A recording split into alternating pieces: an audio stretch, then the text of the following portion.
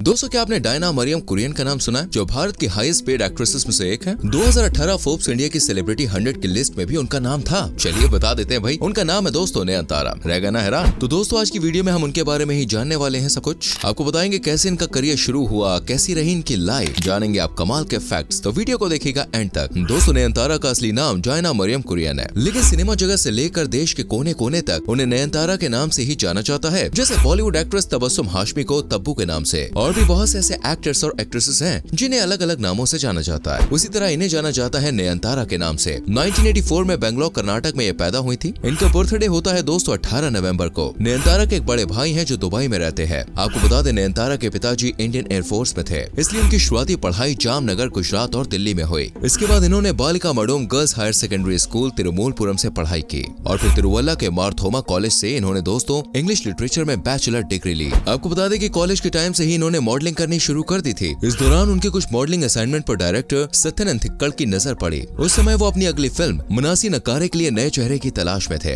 इसके बाद दोस्तों नयनतारा से कांटेक्ट किया गया। शुरुआत में नयनतारा ने उनके ऑफर को एक्सेप्ट नहीं किया, क्योंकि फिल्मी दुनिया में दोस्त उनकी कोई दिलचस्पी नहीं थी, लेकिन बाद में ऑफर को एक्सेप्ट कर लिया गया, लेकिन ये कहते हुए कि वो सिर्फ यही एक फिल्म करेंगे। इसके बाद 2003 में जब मनासी नकारे रिलीज हुई तो फिल्म को दोस्तों बड़ी सक्सेस मिली। फिर उनके पास दूसरी नई फिल्मों के ऑफर्स आने लग गए। इसके बाद 2004 में उनकी 2 फिल्में रिलीज हुई, शाजी कैलाश की नट्टू राजावू और फाजिल की साइकोलॉजिकल थ्रिलर विस्मय थुम्बतु। विस्मय थुम्बतु में इनके काम की बहुत ज्यादा सराहना की गई। सफल शुरुआत होने के बाद दोस्तों नयनतारा ने बाद में तमिल और तेलुगु फिल्मों में भी काम करना शुरू कर दिया। 2005 में उन्हें हरी की अय्या फिल्म के लिए कास्ट किया गया। आपको बता दें कि तमिल फिल्म इंडस्ट्री में पहली बार उन्हें लीड हीरोइन के तौर पर चुना गया। जिस समय नयनतारा अय्या की शूटिंग में बिजी थी, उस दौरान उन्हें कॉमेडी हॉरर फिल्म चंद्रमुखी के लिए भी ऑफर मिल गया। इस फिल्म को दोस्तों पी वासु डायरेक्ट कर रहे थे। उनकी पत्नी ने मनासी नकारे में नयनतारा की एक्टिंग देखी थी और उन्हें नयनतारा की एक्टिंग बहुत अच्छी लगी थी, इसलिए पी वासु ने चंद्रमुखी के लिए दोस्तों उनको ले लिया। आपको बता दें ये फिल्म इतनी बड़ी हिट रही कि 800 दिनों तक थिएटर्स में लगी रही। इसके बाद नयनतारा का सितारा तमिल सिनेमा के आसमान पर चमकने लगा और इनका नाम तमिल सिनेमा की बड़ी बड़ी एक्ट्रेसेस में लिया जाने लग गया। इसके बाद इन्होंने मलयालम, थस्कवीरन और अपकाल में भी काम किया।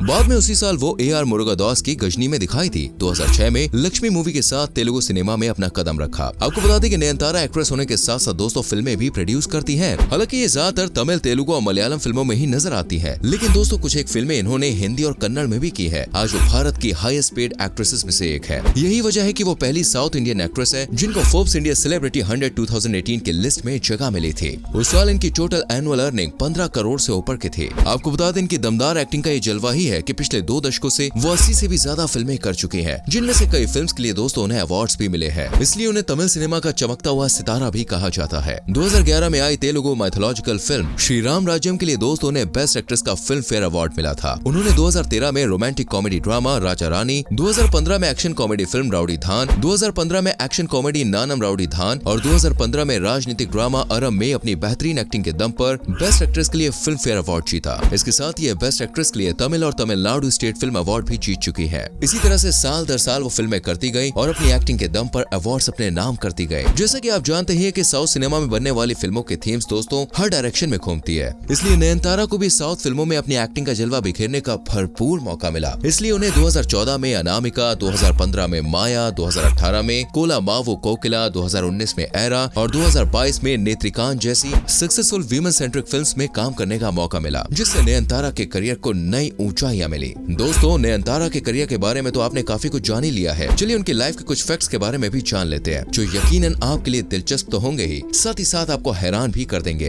हालांकि दोस्तों नयनतारा के माता पिता मलयाली थे, लेकिन उनकी अपब्रिंगिंग ईसाई के तौर पर हुई थी। लेकिन आपको जान के हैरानी होगी कि 7 अगस्त 2011 को उन्होंने चेन्नई के आर्य समाज मंदिर में हिंदू धर्म अपना लिया था, जिसके बाद उन्हें हिंदू धर्म में कन्वर्ट होने का एक सर्टिफिकेट भी जारी किया गया। और दोस्तों ये जानकर आप और भी हैरान हो जाएंगे कि जिस नाम से आप उन्हें जानते हैं और जैसा कि आप जानते हैं कि नयनतारा उनका बदला हुआ नाम था, लेकिन यही नाम उनके कन्वर्जन के बाद उनका ऑफिशियल नाम बन गया। दोस्तों चलिए अभी मैं आपसे एक सवाल करता हूँ। अगर आपसे पूछा जाए कि ऋतिक रोशन की खासियत क्या है, तो आप कहेंगे भाई वो तो बहुत ज्यादा हैंडसम है, इसी वजह से उन्हें भारत का ग्रीक भी कहा जाता है। लेकिन अगर आपसे पूछा जाए कि उनकी बॉडी में क्या खास है जिसकी उनके करियर की शुरुआत में काफी चर्चा रही थी, तो आप तुरंत ही पहचान जाएंगे और जवाब देंगे कि उनके हाथ में 6 उंगलियां हैं। तो दोस्तों ऐसा ही एक फैक्ट नयनतारा के साथ भी जुड़ा हुआ है। मैं आपको बता दूं, नयनतारा के बाएं हाथ में भी एक रूडिमेंट्री फिंगर है, यानी कि दोस्तों छोटी उंगली यानी पॉलीटेक्टाइल। हो गए ना हैरान? लेकिन अब आपके दिमाग में एक सवाल चल रहा होगा, जब हम मूवीज देखते हैं तो ये चीजें नजर क्यों नहीं आती? तो इसका कारण दोस्तों, जब भी किसी एक्टर या एक्ट्रेस का कोई बॉडी पार्ट डिफेक्टेड होता है या ऐसा लगता है कि अगर उसे फोकस करेंगे तो वो अच्छा नहीं लगेगा, तब इस बात का हमेशा ख्याल रखा जाता है कि शूटिंग के दौरान उस बॉडी पार्ट पर कैमरे का फोकस ना रहे, वरना दोस्तों ऑडियंस का ध्यान मूवी के दौरान एक्टर या एक्ट्रेस की खूबसूरती और एक्टिंग से हटकर उसी पर चला जाएगा। 1984 में जन्मी नयनतारा दोस्तों अब 38 साल की हो चुकी है, लेकिन आज भी लोगों के बीच वो नई खूबसूरत एक्ट्रेस की तरह ही पॉपुलर है। लेकिन आप सोच रहे होंगे दोस्तों, 38 साल की एक्ट्रेस अब तक शादी वादी तो हो ही गई होगी। जी हाँ, अगर आप सोच रहे हैं तो आप बिल्कुल ठीक सोच रहे हैं। 2015 में जब नयनतारा और डायरेक्टर विक्रेश शिवम ने नानुम राउडी धान में एक साथ काम किया था, उसी समय से नयनतारा और डायरेक्टर विक्रेश रिलेशनशिप में थे और फिर दोस्तों आगे चल के 9 जून 2022 को महाबलीपुरम में इस जोड़े ने शादी कर ली। आपको बता दें कि अक्टूबर 2022 में सरोगेसी के जरिए दोनों रुद्रुनील और दैविक 2 जुड़वा बच्चों के पेरेंट्स बने।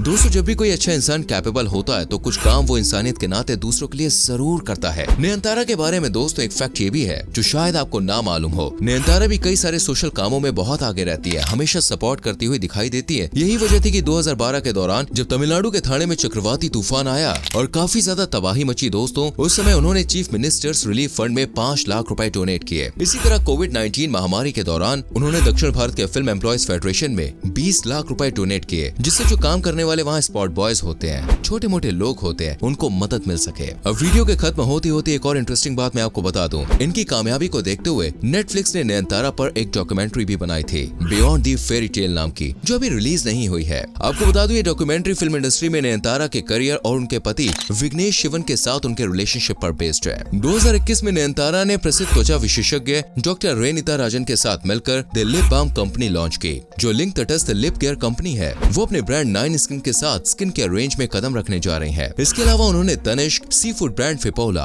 और जीआरटी ज्वेलर सहित कई सारे ब्रांड्स और उत्पादों का समर्थन किया है। तो दोस्तों ये थी नयनतारा की पूरी कहानी बचपन से लेकर अभी तक की। ये आपको कैसी लगती है और इनकी कौन सी फिल्म आपको सबसे अच्छी लगती है, मुझे कमेंट करके जरूर बताएं। वीडियो को लाइक और शेयर करें और आने वाली वीडियोस को देखने के लिए हमारे पेज को फॉलो करना ना भूलें।